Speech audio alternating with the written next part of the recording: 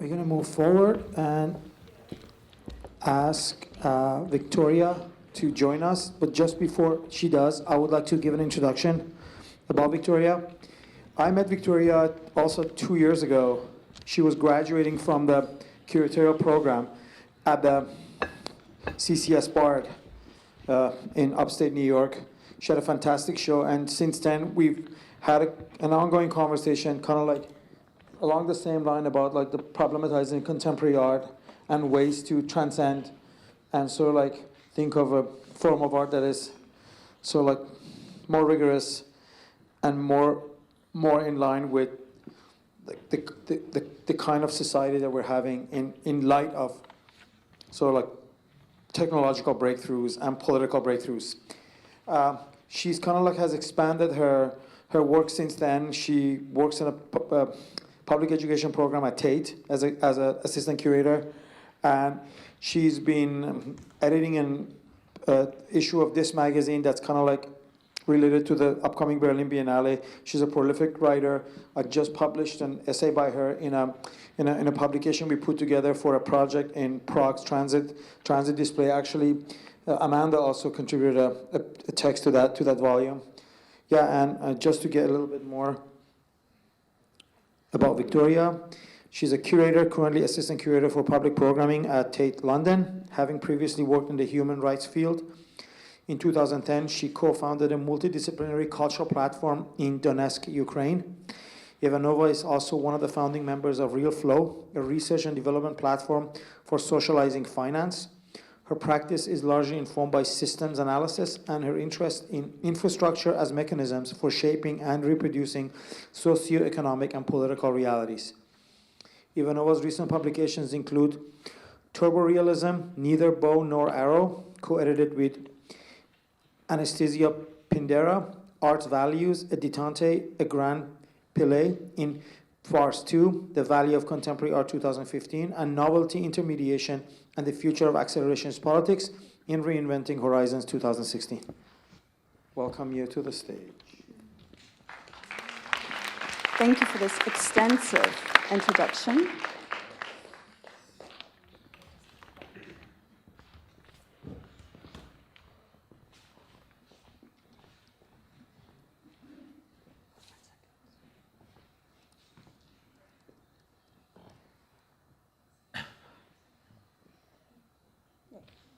Hello, everyone. Well, first of all, Mo, thank you so much for putting together this wonderful program, and thank you, Rietveld, for hosting this wonderful program. Please do. Please do, because you want to take notes, exactly. I'm also really glad that my presentation is going to follow Amanda's, because I think sort of the symptomatic conditions that she has outlined vis-a-vis the state of contemporary art as we know it, and as we consider to be sort of normal and normalized, that has been really influential for my work in terms of sort of analyzing and understanding how contemporary art functions within a larger project of global ordering. So yes, thank you, Amanda. The other person I think I need really to thank who's not here, to whom my work is greatly indebted, is theorist Suhail Malik. His book on Exit from Contemporary Art will be coming out later this year, and I highly recommend it. So when I was invited to speak at this conference, I thought this presented an excellent opportunity to try out my thesis on the confluences, divergences, and ultimately continuities between human rights and contemporary art in a register that is focused on an expanded understanding of technology. My focus thus far has been on trying to understand human rights and contemporary art as systems for mediating global liberal subjecthood. In other words, on the manner in which human rights and contemporary art produce subjects, images of systems and realities, as well as fashion templates for agencies. The emphasis has been on reading these systems as regimes of mediation that are part and parcel of larger ideological projects, and to that extent function as their mechanisms. This approach meant looking at human rights and contemporary art not through the lens of the objects or entities that are usually taken to represent them, say art, artworks, or equally artists, museums, galleries, etc., or in the case of human rights, international human rights law, but from a macro perspective, in which, for example, the contemporary art system is taken to be a composite of all of its parts and tendencies. Its market, its socio-institutional ecology, its relationship to its subject matter, and its stakeholders, and so on. As a result, the reason for choosing to call them regimes at all was kind of to enact a shift of perspective from the more familiar approach of looking at contemporary art and human rights as pseudo-autonomous fields in their own right, and to move towards a slightly more holistic, and as already mentioned, macro reading of the function that these systems produce and reproduce, as well as the norms that they help to institute and legitimize, whether overtly or covertly. Thus, at the most basic level, my interest was in staging a comparison between the ways in which human rights and contemporary art function as technologies of the global liberal project, in terms of positioning, framing, and enacting consumption of freedom as it plays out at the level of subjecthood and the subject's relation to the world. In effect, the liberal notion of freedom, which is interpreted differently in different strands of the liberal tradition, is at the core of the liberal project, whether it's posited as its central tenet, a problem to be solved, or a conditional promise of the social contract. Simultaneously, what unites all liberal traditions is their claim to universalism. And it is this striving for universalism that is so intrinsic both to human rights and contemporary art. Yet the universalism of human rights presents a homogenized, static model guided by the principle of the rule of law, while contemporary art's universalism is able to have its cake and eat it too, in the sense that it is simultaneously sensitive to the rich plurality of subject positions across the world, who are at the same time united by the possibility of the phenomenological aspect of art as bodies in space co-constructing their worlds. So my original interest when I started pursuing this research was in pinning down how these two systems, human rights and contemporary art, enact these conceptions of freedom through their production of archetypal subjecthoods, and how in turn the subjects are positioned vis-à-vis the world and reality. Now, as I sort of went through my research, I realized that in fact that's a weak claim, because what it does, it's basically a trivial observation that functions sort of as the basis for an argument that I have built further. The stronger claim, which emerged from the research, both academic but also grounded in my professional experience in both fields, is to argue that human rights and contemporary art are best seen as mutually reinforcing technologies of global liberal ordering, with the latter, contemporary art, having taken precedence over human rights in an era in which economic liberalism has come to triumph over legalistic conceptions of liberalism. As has already become somewhat clear, I hope, one of the main motivations for articulating this argument is to frame contemporary art as a system of mediation or technology that is imbricated in a larger project of global ordering, rather than only seeing it as a genre of art. In this sense, tracing the transition from human rights to contemporary art offers an opportunity to highlight some crucial defining confluence between the two systems at the level of their originating ontologies and universal ambitions. The transition that I'm outlining here, which is a bit more than a symbolic transition, sort of vicariously tells the story of conflicting liberal agendas, complementing each other and competing for primacy. Legalism may have provided the necessary institutional aspirational backdrop to the expansion of the global market, yet neoliberalism ultimately proved itself as a much stronger contender for lead status due to its relentless flexibility and relative immunity to internal contradictions. I'd like to quickly zoom in on the importance of thinking mediation regimes as types of political technologies, and I think this is captured quite well by the function of mediation in the legal field. Now, within the juridical system, a mediator is a party sanctioned by law to resolve disputes between two conflicting parties. The mediator is presumed to be neutral in their adherence to law rather than personal bias towards either party, hence the possibility of proclaiming any decision, juridical decision, as just. Now, what's left occluded, of course, is the fact that the system for which the mediator's supposed neutrality derives its legitimacy is not neutral. It is part of an ideological constellation and an interested political institutional reality that strives to retain its monopoly over the political landscape. So when I call human rights and contemporary art mediation regimes, what I'm saying is that neither can be taken to be neutral. They're part and parcel of the ideological and political institutional realities which they help to reproduce. The reason I think that's important is because if one understands the technological functionality of something like contemporary art and comes to grips with its mediator role, one can start talking about political projects in a more meaningfully strategic manner than just through the prism of contemporary art's insular discursive positions that are destined to stay within the confines of its ecology.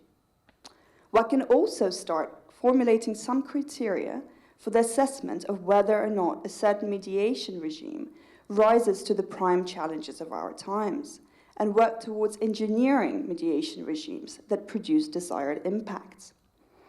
And here I must admit I'm jumping ahead of myself all the way to the conclusion, which is that contemporary art and human rights are highly fractured mediation regimes, most likely incapable of gaining progressive traction in the world in its current complexity.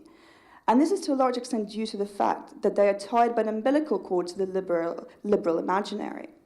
However, there are certain aspects of these regimes, as I hope will become evident in this talk, and that I believe are worth learning lessons from and perhaps even repurposing. To summarize, so you will see this, this will come up a number of times. To summarize, I will compare the functions of the two mediation regimes at three levels. And obviously these three levels bleed into each other. At the level of the subject, that is enacted and normalized both by human rights and contemporary art, so that's line one, and at the levels of how the system and the world or reality are positioned by each regime. So hopefully this somewhat cryptic diagram will make sense at the end of the talk. Now, the oversized arrows, sorry, apologies for my design skills, obviously not as good as whoever designed the wonderful, all the wonderful materials for this conference. So the arrows are there to show that effectively today, contemporary art appears as the more relevant liberal technology for framing the world than human rights. I think on a quite superficial level, sort of a very prosaic level of people who are not really part of the human rights system, this is evident in such facts as that international criminal law, which used to be really hot in the mid-90s and early 2000s, is no longer heralded as a triumph for humanity. Like, politicians aren't so quick to flash the human rights card when condemning violent acts of organized agents that aren't part of their club. Mainstream media rarely resort to framing concerns of universal significance in terms of human rights. Traditional humanitarian work is now spoken in the language of data mining and smart interfaces. So with complex interconnectivity increasingly becoming the lead image of universal dynamism, static and highly normative anthropocentric reductions, like human rights, feel embarrassingly anachronistic. But first, let's go back to the roots. I mean, there's a funny way in which whenever we want to get to the roots of a system that places an individuating subject at its center, we can't escape the shadow of Immanuel Kant, modernity's philosophical mediator par excellence. In modern thought, Kant is seen as the philosopher who sets out the guiding paradigm for curtailing human reach into the world as it is, or in itself, while still arguing that we can have and should strive for coherent knowledge of the world as it appears to us. And what's more, the processes through which we get to that knowledge, experience, and rationality are positioned as universal. On the one hand, Kant argues that there are universal structures to the human mind, the a priori, that provide cognitive categorizations to rationalize human experience. On the other hand, not all of that experience can be rationalized. Now, it is at this juncture that the split between cognitive categorization that can be processed via instrumental judgment and the experiences that remain outside of instrumental judgment produce this interrelated duality of the instrumental and non-instrumental. In Kant's moral philosophy, instrumental reason allows humans not only to know the world, but to also operate in the world as ethical agents. The pragmatic institutional manifestation of moral law guided by reason is then to be found in law as a form of universal societal institutional practice. Meanwhile, the part of human experience that cannot be captured by reason is the non-instrumental sublime, which finds its embodied manifestation in the experience of art. Within Kant's correlationist project that had been majorly influential on the institutional organization of Western modern society, law and art appear as two sides of the same coin, placing the individual subject at the center of the world as its main stakeholder, beneficiary, and agent. So, to give a bit of a background on what legalism is, this branch of liberal thought. So, legalism is very much predicated on this naturalized universal globalism that is made apparent through Kant. And when trying to find a way to summarize what legalism is, especially to art students, because it's quite boring, I came across this meme, and I thought it quite neatly delineates its main points, albeit in a somewhat caricatured manner. So, legalism is a branch of liberal thinking that privileges the legal domain as the structural foundation of society. It emerges from a positivist tradition and is obviously inspired by secular rationalism. So that's the first point. To become a legalist, make rules outside the Bible. Now, points 2, 3, and 4, push yourself to try and keep your rules, castigate yourself when you don't keep your rules, and become proud when you do keep your rules, speak very much the dynamics of legal institutional ecologies and the inherent self-righteousness and superiority that are attached to such principles as the rule of law. Now, point 5, appoint yourself as judge over other people, speaks to the uneasy history of the legalist project, especially in relation to the ties between the institution of international law and colonial expansion. Historically, the European colonial project inaugurated international law as an ambitious universal undertaking that attempted to guide global expansion on the terms of the invaders in a systematic and orderly fashion. Meanwhile, within the power circle of European states, international law reinforced the Westphalian agenda of national sovereignty and the desire to keep war as the mechanism of last resort for conflict resolution. That international law was born out of imperialism and functioned as a tool of deterritorialization has always haunted its status as an inherently biased form of global governance. Now, point 6, get angry with people who break rules or have different rules, speaks, and point 7 effectively too, speaks to the happy merger between the inherently monopolizing tendencies of legal institutionalism and the neoliberal project of winning over markets by any means. So the Human Rights Project emerges from this compromised history that I have briefly sketched out, albeit as a self-consciously progressive branch of legalism. The possibility of human rights becomes part of the agenda in the late 19th century, that there are various dates attached to this point of genesis, with the understanding that national sovereignty may function as a deterrent of European interstate war, but it does not prevent the eruption of violence that may spill out from within the state as a result of internal conflicts. The experience of fascism and Soviet communism in the 30s and the Second World War served to weaken significantly the primacy of sovereignty in international law for its leading Western proponents. These powers instead used international law, the infrastructure that it had instituted, as a channel for instituting the international human rights regime, which saw the emergence of a new legal stakeholder, the universal human subject. Now, I'd like to pause here in a slightly, with a sense of gravitas, because I see this as a really crucial moment. So this is the emergence of an abstracted universal subject that, at least de jure, placed on a par with the only other existing global unit at that stage, the state. And here on the slide, we've got Eleanor Roosevelt holding up the Universal Declaration of Human Rights, which, according to the history books, she had fought for teeth and nails. It was adopted in December 1948 by the freshly baked UN General Assembly. So to return to the point that I really want to rub in, the de jure inauguration of the universal human subject as a global abstract unit on a par with the state was a major milestone in the history of liberalism, and a key juncture at which the legalistic tradition meets the market-driven one. In this sense, contemporary art regime's ability to position or address a universal subject is to a large extent indebted to the legacy of the human rights regime's juridic constitutional legitimation of individual agency on a global scale. I also suggest we take a very quick look at the kind of subject that the UDHR brings into purview. I mean, what you will notice is that the freedoms encapsulated by this legalistic approach are very general, but also quite rigid. They address only individuals, hence normalizing the primacy of individualist self-identification prior to any other form of identity. They're also reliant on a certain institutional ecology being in place, as well as leading a certain kind of lifestyle. And of course, number 13, right to peaceful enjoyment of your property is really the jackpot. Right, a smuggled in kind of Lockean conception of human dignity that is intrinsically tied to private property. And this is where really the bridge with economic liberalism and neoliberalism lies, which at the level of geopolitical practice has meant that, especially in the developing world, particularly in the decolonizing period, the human rights agenda was often used as a gateway for channeling privatization and pushing sort of subscription to the global community package as offered by such institutions as the World Bank and the International Monetary Fund, but also by various external states and large corporations with vested interests in controlling markets.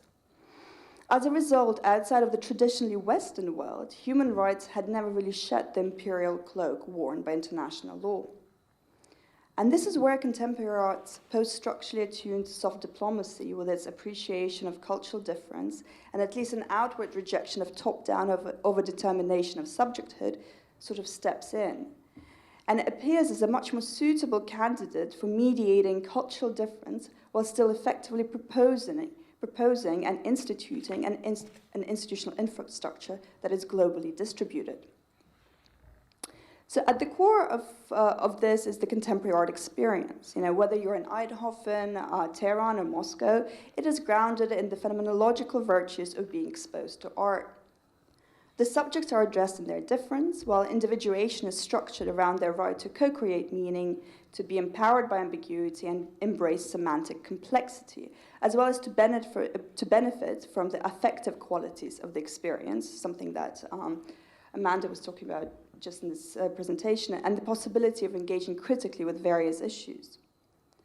In this sense, the contemporary art paradigm symbolically undoes the overdetermined top-down structuring of subjecthood that is insisted upon by law by creating the space of unfixity that is the experience of contemporary art.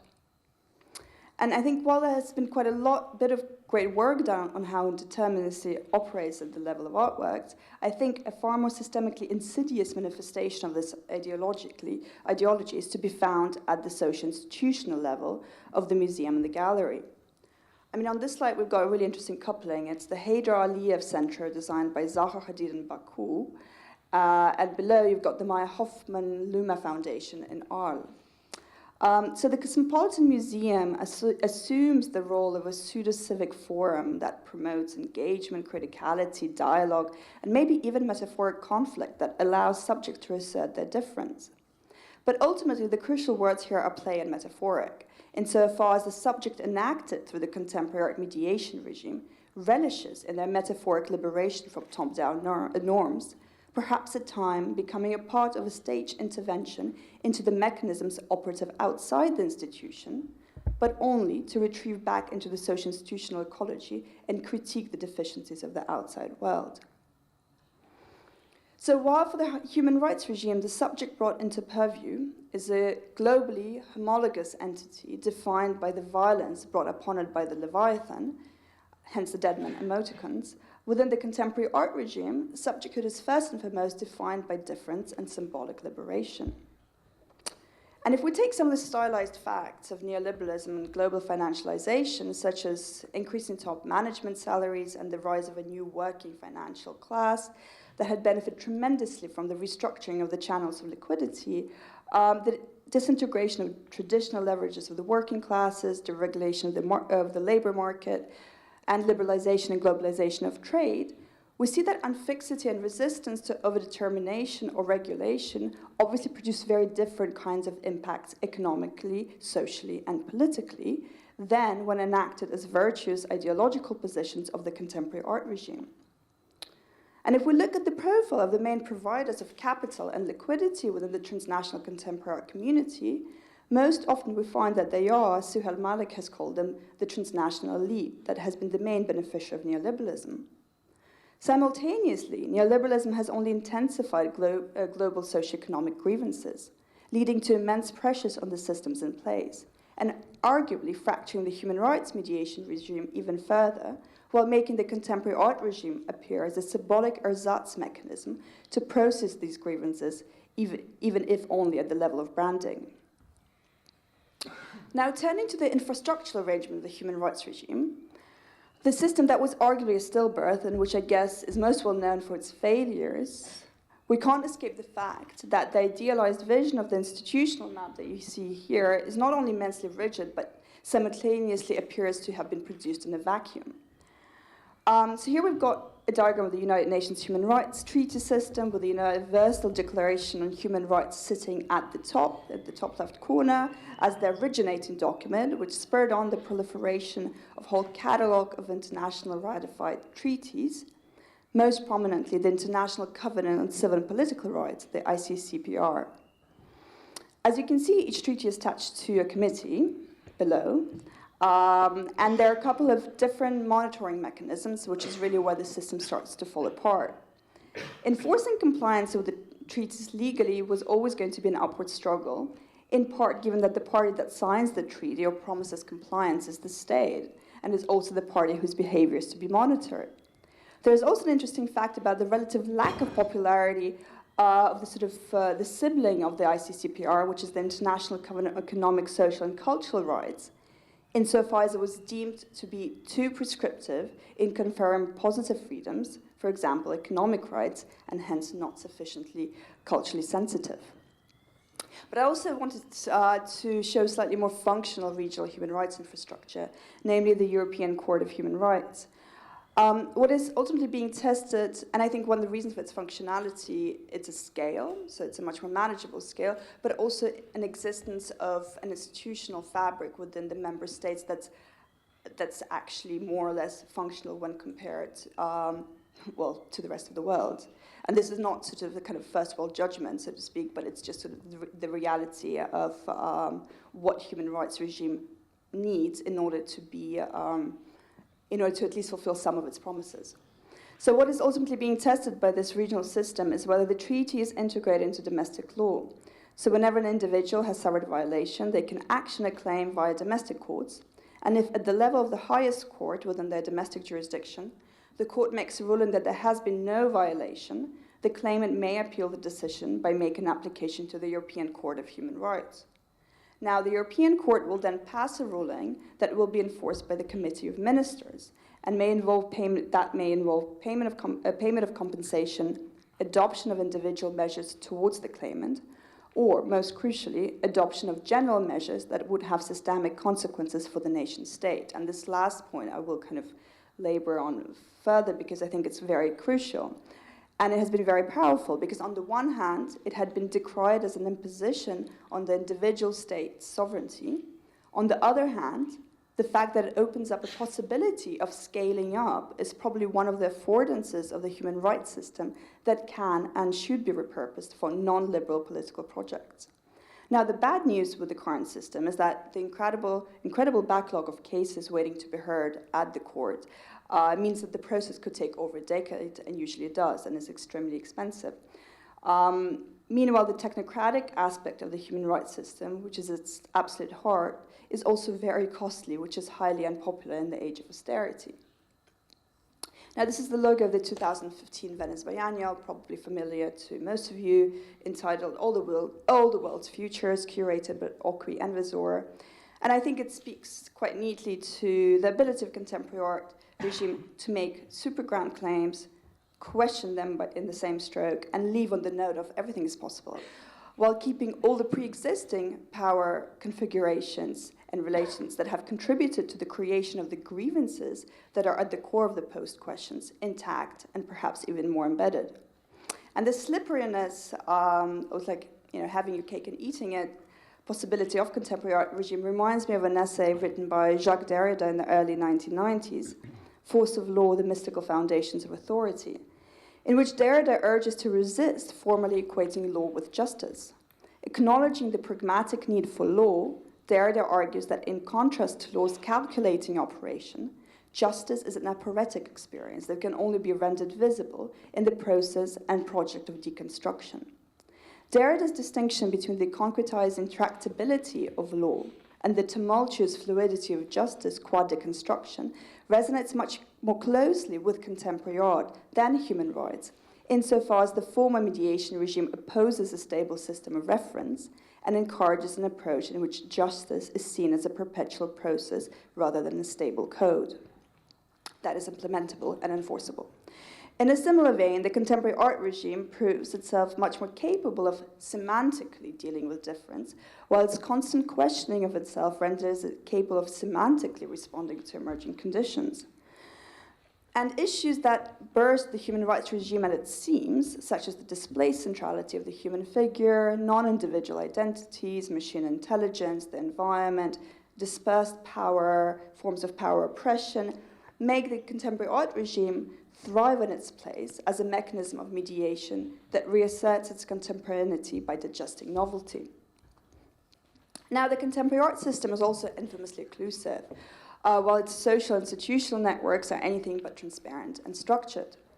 But there's certainly a structure to this non-structure, insofar as the love for art veneer becomes a policy justification in its own right, shielding the system's ability to shift capital and park excess liquidity of the winners of the neoliberal system, while simultaneously rendering the latter as the knights in shining armor, generously offering spaces for metaphorical civil engagement and operatic experiences.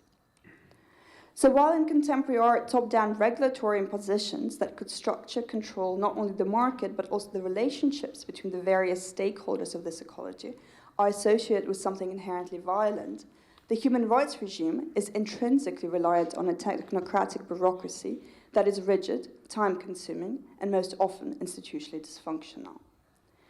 But despite these differences, what is interesting is that both of these systems are almost specifically designed to including their dysfunctionalities, in order perhaps to keep them contained and subservient to liberal forms of global ordering. And this is something that I think really needs to be probed further, this sort of inbuilt failure of the systems.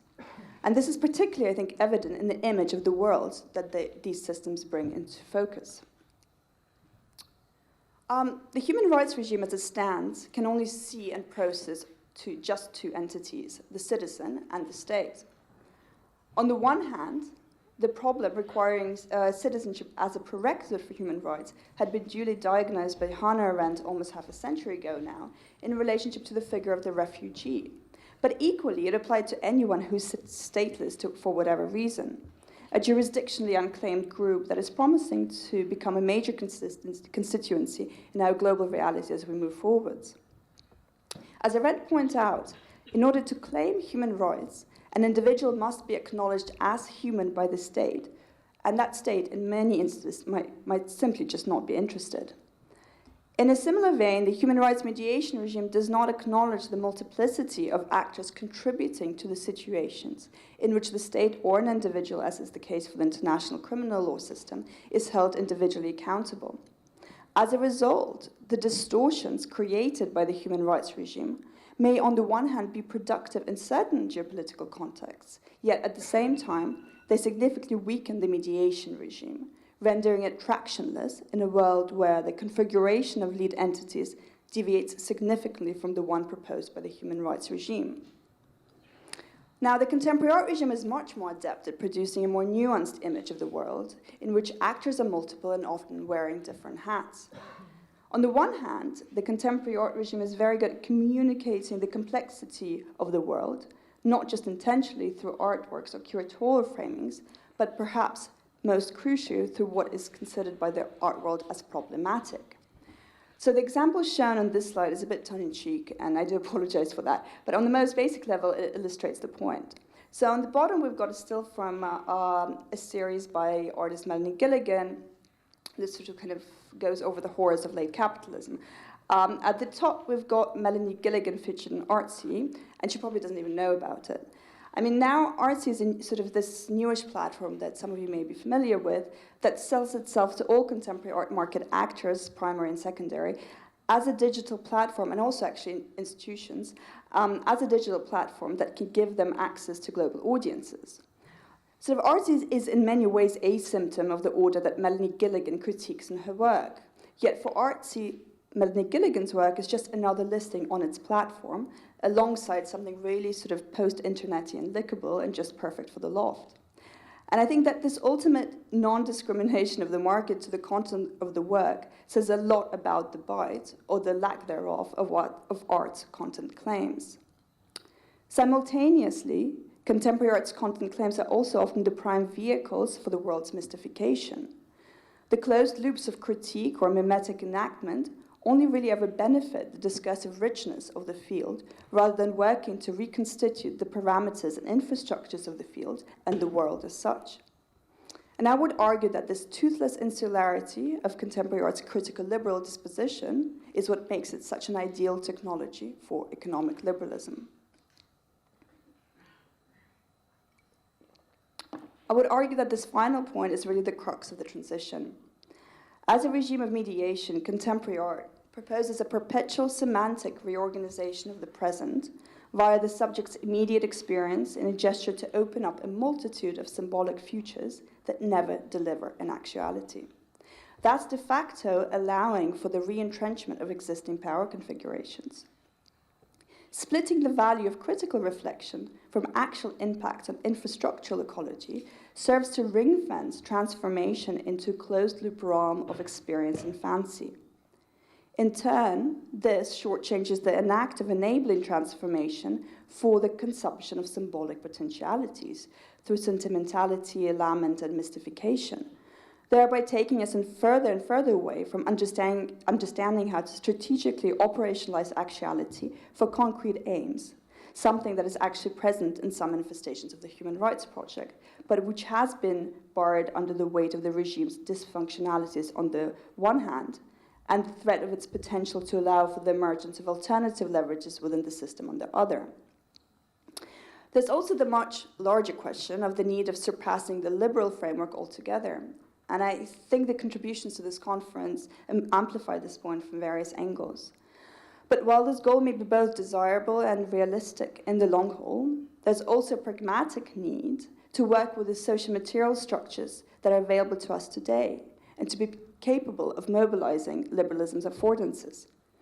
Sort of just as the human rights regime hasn't been completely wiped out from the face of the earth, but continues to be deployed as a political technology by a variety of actors, despite the fact that a more fluid configuration for mediating subjecthood and reality had become dominant, a similar approach should stand for contemporary art's ecological complex vis-à-vis the future. So while a new globally dominant mediation regime is in the process of construction, challenging us to surpass the human subject as its unit of departure, it is worth preempting the structural terms that are to be demanded from it in relation to its capacity to mediate systemic complexity and non-correlationist epistemology and non-phenomenological subjecthood. By the same token, I would argue that still the residual values of emancipation that are evidently present in the human rights regime and have been duly transformed by the contemporary art regime might still provide a useful basis for developing political projects that strive for impact in a world where the question, who deserves to live and how, is as relevant as ever, albeit on somewhat different terms. Thank you.